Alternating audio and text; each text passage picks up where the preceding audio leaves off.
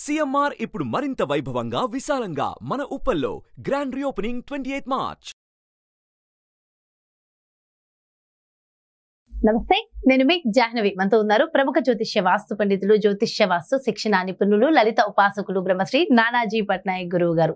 సూక్ష్మంలో మోక్షం ఈ ప్రత్యేక కార్యక్రమం ద్వారా మనకున్నటువంటి ప్రతి సమస్యకి సరికొత్త సొల్యూషన్ అందిస్తూ ఉన్నారు కదా గురువు గారు. మరి ఈ రోజు కూడా ఒక ప్రత్యేకమైన తిథికి సంబంధించి విశిష్టతను డీటెయిల్డ్ గా గురుగారు మాటలు అడిగి తెలుసుకుందాం. నమస్కారం గురుగారు. శ్రీమాత్రే నమః. గురుగారు, సంకష్టహార చతుర్థి ఈ డిసెంబర్ 30వ తారీఖున ఉంది కదా, అయితే ఆ రోజు స్పెషాలిటీ ఏంటి? ఇంకా ఈ సంవత్సరం ఎండింగ్ అంటే తెలుగు తిథుల ప్రకారం కాకపోయినా మనం ఆంగ్ల తిథుల ప్రకారం సంవత్సరాల ప్రకారం చూసుకుంటే ఇయర్ ఎండ్ లో వచ్చింది అది. అండ్ ప్రత్యేకంగా ఏమైనా సెలబ్రేట్ చేసుకోవాల్సింది ఉంటుంది అంటారు? అంటే మీరు ఇక్కడ రెండు అన్నారు కాబట్టి ఇక్కడ రెండు విషయాలు ఉన్నాయమ్మా. ఒకటేంటంటే 30వ తేదీ ఉదయం 9:35 ప్రారంభం అవుతుంది. ఆ రోజు తిథి ప్రారంభమై 31వ తేదీ దాదాపుగా మనకది 11:57 వరకు ఉంది చవితి తిథి. సో ఈ చవితి తిథి ఉన్నప్పుడు పర్టికులర్గా ఉదయం కంటే సాయంత్రం పూట విశేషంగా చెప్తారు. మధ్యాహ్నం సాయంత్రం ఉంటే మంచిది. సర్వసాధారణంగా కూడా గణపతి పూజ అనేటువంటి మధ్యాహ్న సమయంలో చేస్తారు. దానికి కొన్ని నియమాలు ఉన్నాయి. ఓకే, అయితే ఇక్కడ ఇది మధ్యాహ్నం దాదాపు 9:35 నుంచి ప్రారంభం అవుతుంది కాబట్టి 30వ తేదీ తీసుకోవడమే మంచిది. ఉదయం ఉండాలని రూల్ లేదు, కొన్నిటికి సాయంత్రం సమయం మంచిది తిథి ఉండడం. అయితే ఇది శనివారంతో కూడి వచ్చినటువంటి చవితి తిథి ముఖ్యంగా ఎటువంటి విశేషమైనటువంటి ఫలితాలు ఇస్తుంది ఈ రోజు కనుక గణపతిని అర్చిస్తే ఆరాధిస్తే అంటే, ఎవరికైనా చూడండి అమ్మా, ఉద్యోగ సంబంధించిన విషయంలో ఇబ్బంది ఉంటుంది చూసారా. అంటే ఉద్యోగం రావట్లేదనో, వచ్చినా సరిగ్గా ఉండట్లేదనో, అంటే ఒక ఉద్యోగంలో చేస్తుంటాం కానీ వైరాగ్యంగా చేస్తుంటాం. నేను నా టాలెంట్కి సరైంది కాదండి, ఏదో ఈ కంపెనీలో వచ్చాను, ఏదో ఖాళీగా ఉండడం ఎందుకని ఇంకో మంచి ఉద్యోగం కోసం చూస్తూ ఉంటాం. అటువంటి విషయాలు కానీ, లేకపోతే మీరు పెద్ద కంపెనీలో చేస్తే మీరు చేస్తున్నా కూడా మిమ్మల్ని గుర్తించరు ఒక్కోసారి. అంటే టాలెంట్ అంతా వేరే వాళ్ళు కొట్టేస్తుంటారు. వీళ్ళ యొక్క ఏదైతే వీళ్ళు చేస్తారో వీళ్ళ సుపీరియర్స్ వీళ్ళ కొలీగ్స్ మేం చేసామని చెప్పి చూపించుకుంటారు. అక్కడ నిరూపించుకోవడానికి అర్థం అవ్వదు. వీళ్ళ అమాయకంగా ఏదో చెప్పడం జరుగుతుంది వాళ్ళకి, వాళ్ళు దాన్ని కాపీ చేయడం ఇట్లాంటివి జరుగుతూ ఉంటాయి. ఇటువంటి వాటన్నిటికీ కూడా మనకు శాస్త్రాల్లో చెప్పినటువంటిది ఏమిటి అంటే, శనివారం కనుక ఎప్పుడైనా మీకు ఇలా ఈ రకంగా సంకటహార చతుర్థి కనుక వచ్చినట్లయితే, లేదా గణపతి పూజను ప్రత్యేకంగా శనివారాలు కనుక చేసినట్లయితే ఉద్యోగ సంబంధించినటువంటి విషయాల్లో దోషం అనేటువంటిది తగ్గుతుంది. ఇది గుర్తుపెట్టుకోండి. ఒకటి.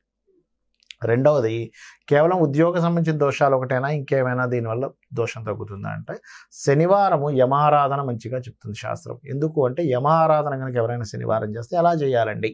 సింపుల్గా ఏం లేదు, దక్షిణం వైపు తిరిగి ఓం యమాయ నమః అని చెప్పి నమస్కరించుకున్నా యముడికి పూజ చేసినట్టే. యమ ఆరాధన వల్ల కూడా కలిగే ఫలితాలు ఏమిటి అంటే, ఉద్యోగ ప్రాప్తి జరుగుతుంది యమ ఆరాధన వల్ల కూడా. ఎందుకు అంటే, మనకి అపమృత్యు సంబంధించినటువంటివి కూడా ఇస్తుంది. అంటే అపమృత్యు దోషాలు కూడా తీసేస్తాడు యముడు. కాకపోతే ఇక్కడ మీరు దక్షిణానికి అధిపతి యముడు, దక్షిణానికి కుజుడు కూడా అధిపతి. కుజుడు యముడు అధిపతి. గ్రహదేవత ఏమో కుజుడు, దిగ్దేవత ఏమో మనకి యముడు. అందుకని శాస్త్రాల్లో ఈ దక్షిణ భాగంలో వాస్తుశాస్త్రరీత్యా కూడా దక్షిణ భాగంలో మనం ఎవరైనా తెలియక లెట్రిన్స్ బాత్రూమ్స్ కట్టుకుని ఉంటారు. అలాంటప్పుడు ఏమవుతుంటుంది అంటే, వీళ్ళకి వాస్తుపరంగా దోషం ఏర్పడి అక్కడ ఇబ్బంది కలుగుతుంది. చాలామంది ఏమనుకుంటారు, ఇదేమిటండి వాస్తులో దోషం జరిగితే మనకెందుకు ఇబ్బంది రావాలి? ఆ వాస్తు దోషంలో ఉండేటువంటి ఆ గ్రహాలు కానీ ఆ దిగ్దేవతలు కానీ ఏమైనా క్రూయల్ మైండెడ్ పీపుల్ అక్కడేదో జరిగితే ఎందుకు ఇలా అవ్వాలి అంటే, మీరు బాగా అర్థం చేసుకోండి అమ్మా. ఇక్కడ ఏంటంటే, ఇక్కడ ఆ దిగ్దేవతలకి ఏదో అయిపోయిందని వాళ్ళు దోషం ఇవ్వడం కాదు. ఇక్కడ పంచభూతాల్లో మనం ఇన్బ్యాలెన్స్ని క్రియేట్ చేసుకుంటున్నాం. అంటే సింపుల్ ఎగ్జాంపుల్ ఎలా అంటే, ఇప్పుడు బాగా చలి ఉంది బయట, బాగా చల్లటి చలి, విపరీతమైన చలి. ఆ టైంలో మీరు ఐస్ క్రీమ్ తిన్నారు, ఒక 2-3 ఐస్ క్రీములు తిన్నారు, ఎలా ఉంటుంది మీకు? ఇంకా పట్టేస్తుంది. అంటే ఏంటి, మనకి బాడీలో ఎలా అయితే వాత పిత్త కఫ ఉంటుంది, ఇవి బ్యాలెన్స్డ్గా ఉంటే బాగుంటాడు. ఇప్పుడు కఫం ఎక్కువైపోయింది ఎలా ఉంటుంది పరిస్థితి? ఇబ్బందిగా ఉంటుంది. వాతం ఎక్కువైనా, కఫం ఎక్కువైనా, లేకపోతే పిత్తం ఎక్కువైనా సరే ఎలా ఇబ్బంది ఉంటుందో, వాస్తులో ఏంటంటే ఈ పంచభూతాలు ఏమిటవి అంటే, మనకు శాస్త్రంలో చెప్పినటువంటిది భూమి, అగ్ని, ఆకాశము, వాయువు, జలము. ఇవి గనక ఇన్బ్యాలెన్స్ అయ్యాయి. ఎలా ఇన్బ్యాలెన్స్ అవుతాయి? నిర్మాణంలో చేసేటువంటి తప్పిదాల వల్ల ఇన్బ్యాలెన్స్ అవుతాయి. అలాంటప్పుడు ప్రత్యేకంగా ఇప్పుడు మనం సంకటహర చతుర్థి రోజు ఎప్పుడైతే గణపతిని కనుక అర్చించినట్లయితే ఏ రకంగా మనకి ఉద్యోగ సంబంధించినటువంటి దోషాలు పోతాయో అదే రకంగా దక్షిణ భాగంలో ఉండేటువంటి దోషం తీసేస్తే కూడా ఏదైనా బాత్రూమ్ ఉంది, అక్కడ ఏదైనా ఒక పట్టీ వేయడం, అక్కడ ఏ జోన్ వచ్చిందో దాన్ని బట్టి పట్టీ వేసుకోవచ్చు తీయలేని పరిస్థితిలో ఉంటే కనుక. ఆ రకంగా ఎవరైతే దోషాన్ని తగ్గించుకుంటారో యముడు అనుగ్రహం కలుగుతుంది. ఆ అనుగ్రహం రాదు ఇక్కడ. సింపుల్ ఏంటంటే బాత్రూమ్ నిర్మించాము, యమ అనుగ్రహం కూడా కావాలి మనకి. ఈ అనుగ్రహం ఉండాలి, ఈ అనుగ్రహం ఉండకూడదు, అతని అనుగ్రహం కూడా కావాలి. ఆ అనుగ్రహం ఆగిపోతుంది. యమానుగ్రహం లేకపోతే యమనియమములు అంటుంటారు. వీళ్ళు చేసే డైలీ రిలేటెడ్ సంబంధించినటువంటిది ఏదైతే ఉందో అక్కడ కూడా ఆటంకాలు కలుగుతాయి. సో అందుకని ఈ ఇబ్బంది అనేటువంటిది వస్తుంది. అయితే ఈ సంకటహర చతుర్థి నాడు ప్రత్యేకంగా ఎవరికైనా సరే సంకల్పం ఉన్నవారు ఖచ్చితంగా ఉండ్రాళ్ళు కుడుములు స్వామివారికి నైవేద్యం పెడితే ఇంకొంచెం ఎక్కువ ప్రసన్నం దొరుకుతుంది. అంతేగాని ఇవి నైవేద్యంగా పెట్టాలి, ఇవి కనుక పెట్టకపోతే గణపతి మనల్ని అనుగ్రహించడు అనేటువంటిది లేదు. గుర్తుపెట్టుకోండి. ఇక్కడ ఏమిటి అంటే గణపతి చాలా సింపుల్గా మీరు కనుక గణపతి ముందు నిలబడి 2 గరిక పెట్టి మీకు ధనం లేదు, అస్సలు తోచడం లేదు, ముందే డబ్బులు లేకుంటే నేను ఉండ్రాలు ఇవన్నీ ఎక్కడి నుంచి తెచ్చి పెట్టాలి. ఎందుకంటే ఇప్పుడు ఒక్కొక్కసారి ఎలా ఉంటుందంటే పరిస్థితి, ఏదో ఊరు నుంచి వస్తారమ్మా, ఇక్కడ హాస్టల్స్ ఎక్కడ ఉంటారు పాపం పిల్లలు, వాళ్ళు ఉద్యోగాల కోసం వెతుక్కుంటూ ఉంటారు. ఎప్పుడు ఉద్యోగం వచ్చి నేను ఊరికి ఫోన్ చేసి చెప్పాలి నాకు ఉద్యోగం వచ్చింది, డబ్బులు వస్తున్నాయి, ఇప్పుడు ఇక్కడ నుంచి మీరు నాకు పంపించాల్సిన అవసరం, నేను మీకు పంపిస్తానని చెప్పాలని ఉంటుంది. ప్రతి ఒక్కరికి గర్వంగా ఉంటుంది కదా. నేను ఏదో ఒక ఉద్యోగంలో జాయిన్ అయినా ఇప్పుడు నేను మీకు పంపిస్తాను, మీరు నాకు పంపించకండి. కొంతమందికి ఆత్మాభిమానం ఉంటుంది. అలా ఉండే స్థితిలో ఉన్నప్పుడు వీళ్ళని మనం ఉండ్రాలు పెట్టండి, కుడుములు పెట్టండి, ఫస్ట్ వీళ్ళకి చేయడం రాదు, పెట్టలేరు, కుదరదు, పెట్టలేరు, చాలా రకాలు ఉంటాయి. వీళ్ళకి చేయడం రాదు ఒకటి. అప్పుడు ఏం చేయాలి అంటే ఏదైనా ఒక ఫలం చక్కగా ఓ అరటి పండు లేకపోతే ద్రాక్ష పండు ఏదో ఒకటి, ఓ 10 రూపాయలు ద్రాక్ష పళ్ళు ఇమ్మన్నా బండోడు ఇస్తాడు, ఇన్నైనా ఇస్తాడు. వాటిని తీసుకొచ్చి పెట్టిన 2 గరిక పెట్టి గణపతి స్తోత్రాలు కనుక చదువుకొని స్వామి నేను నమ్ముకున్నాను, నేను వెళ్ళే ఇంటర్వ్యూ సెలెక్ట్ అవ్వాలి, నాకు ఉద్యోగం రావాలి అని గణపతిని కనుక తలుచుకుంటే ఆటంకము కదా మనకి. ఇప్పుడు ఆటంకం ఎలా జరుగుతుంది, ఒక ఇంటర్వ్యూకి వెళ్ళాము, ఆ సమయానికి అతను ఏదో ప్రశ్న వేశాడు, మనకు గుర్తురాదు, ఇతనికి తెలుసు కానీ గుర్తురాదు ఆ సమయానికి, దాన్నే ఆటంకం అంటారు. ఆ ఆటంకాన్ని గణపతి తొలగిస్తాడు. వెళ్ళేటప్పుడు ఇంటర్వ్యూకి వెళ్ళేటప్పుడే కొన్నిసార్లు ఆటంకాలు జరుగుతాయి. బస్సు దొరకకపోవచ్చు, లేట్ అవ్వచ్చు, లేకపోతే బైక్ స్టార్ట్ అవ్వకపోవచ్చు, ఇట్లాంటి ఆటంకాలన్నీ కూడా తొలగుతాయి. అదే సమయాన్ని సరైన డ్రెస్ వేసుకోకపోయినా సరే అదొక ఆటంకం. ఏంటి ఈ డ్రెస్ సెన్స్ ఇలా ఉంది, ఇప్పుడు ఇలా ఉంటారు, రేపు జాబ్లోకి ఏం డ్రెస్ వేసుకుంటాడు అనుకోవచ్చు.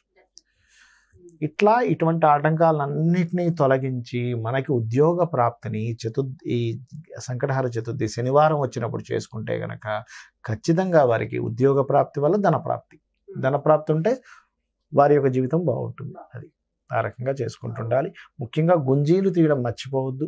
గుంజీలు ఖచ్చితంగా ఎందుకు అంటే గణపతి ముందు గుంజీలు తీస్తే దారిద్రం పోతుంది. అలాగా అంటే ఈ చెవులకి శాస్త్రాల్లో వీటికి చెప్పినటువంటిది స్థానం ఏంటంటే 3వ స్థానము. అందుకే మనకి శాస్త్రంలో స్త్రీని పెద్దవి పెట్టుకొని చక్కటివి పెట్టుకోవాలంటారు. ఎందుకంటే భర్తకి పర్టికులర్గా ఈ చెవులకు కనుక పెట్టుకుంటే, అందుకే చూడండి భర్తకి చెవులకి ఏం లేకుండా కనబడకూడదు అంటారు, కనీసం ఆ పుల్లైన పెట్టుకోవాలట. అలా కనిపిస్తే భర్తకి భాగ్యహీనత అని చెప్తూ ఉంటారు, భాగ్యం హీనిస్తుంది భర్తకి. కాబట్టి చెవులకి మంచివి పెట్టుకుంటుంటారు. ఈ చెవుల్ని కనుక ఇలా పట్టుకొని కుడి చేయి పైన వచ్చి ఇలా 2 వేలతో ఇలా పట్టుకొని కనుక గుంజీలు తీయగలిగితే భగవత్ నామస్మరణతో మీరు చెవుని పట్టుకొని గుంజీలు తీశారు కాబట్టి దారిద్ర్యం తొలగుతుంది. దారిద్ర్యం తొలగిపోయిందా మీకు ఉద్యోగ ప్రాప్తి, వ్యాపార అభివృద్ధి, తద్వారా ధనహీనత పోయి ధన అభివృద్ధి అనేటువంటిది కలుగుతుంది. చాలా గొప్ప విషయం తెలియజేశారు గురుగారు. Thank you so much. నమస్కారం. శ్రీమాత్రే నమః. చూసారు కదండి, మరి సంకష్టహర చతుర్థి ఉద్యోగంలో ఉన్నత స్థితి లేక అసలు ఉద్యోగమే లేక ఇబ్బంది పడే వాళ్ళకి ముఖ్యంగా దారిద్ర్యాన్ని తొలగించడం కోసం ఈ సంకష్టహర చతుర్థి నాడు ఖచ్చితంగా మనం ఆచరించవలసిన విధి విధానాలు, ఒకవేళ కుదరని పక్షంలో కూడా చేయవలసిన సింపుల్ రెమెడీస్ కూడా గురువు గారు చాలా డీటెయిల్డ్గా ఎక్స్ప్లెయిన్ చేశారు. మరి ఇది సూక్ష్మంలో మోక్షం అంటే. సో ఖచ్చితంగా అందరూ ఫాలో అవ్వండి, జీవితాన్ని మంచి స్థితికి వెళ్ళేలా చూసుకోండి. కొంత ఒక భక్తి అనేది ప్రదర్శిస్తే సరిపోతుంది. మరో చక్కటి ప్రత్యేకమైన కార్యక్రమంతో మళ్ళీ మీ ముందుకు వచ్చేస్తాను. మరి అదేవిధంగా మీ యొక్క జాతకానికి సంబంధించి కానీ లేదంటే మీ ఇంటి వ్యాపార వాస్తుకు సంబంధించి కానీ గురువు గారిని సంప్రదించాలి, అపాయింట్మెంట్ కావాలి అనుకుంటే క్రింద డిస్ప్లే అవుతున్నటువంటి నెంబర్స్ కి కాల్ చేయండి. నమస్తే. సుమన్ టీవీలో మీ పర్సనల్ అండ్ బిజినెస్ ప్రమోషన్స్ కోసం కింది నెంబర్ కి కాంటాక్ట్ చేయండి.